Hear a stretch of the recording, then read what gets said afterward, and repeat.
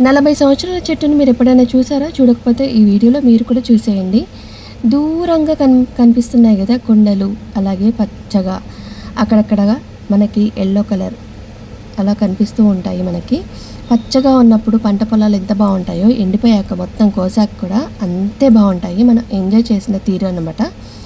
అయితే ఇక్కడ వేని మీరు గమనించినట్టయితే మీకు కొంచెం ముందుకు వెళ్ళిన తర్వాత తెలుస్తుంది. మలకలు మలకలుగా ఉంటుందన్నమాట రోడ్ అంతా కూడా. ఎందుకు అనంటే మా ఊళ్ళో టెంపుల్ దగ్గర నుంచి కొంచెం డిస్టెన్స్‌లో కొంచెం దూరంలో నాగులమ్మ టెంపుల్ అని ఉంటుంది. ఆ టెంపుల్ దాకా రోడ్ ఇలాగే ఉంటుందన్నమాట మలకలు మలకలుగా.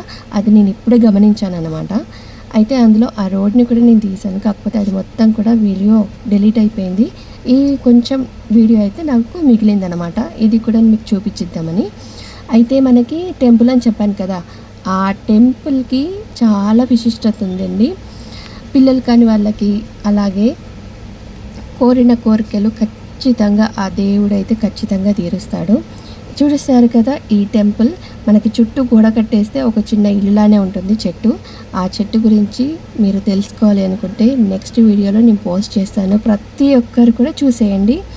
ఇందులో ఔషధ గుణాలు చాలా ఉంటాయి. అలాగే మహిమ గల చెట్టు అనమాట. ఈ చెట్టు ఏంటో మీకు తెలుసా? చూడండి, దూరం నుంచి చూస్తే ఎంత బాగుందో.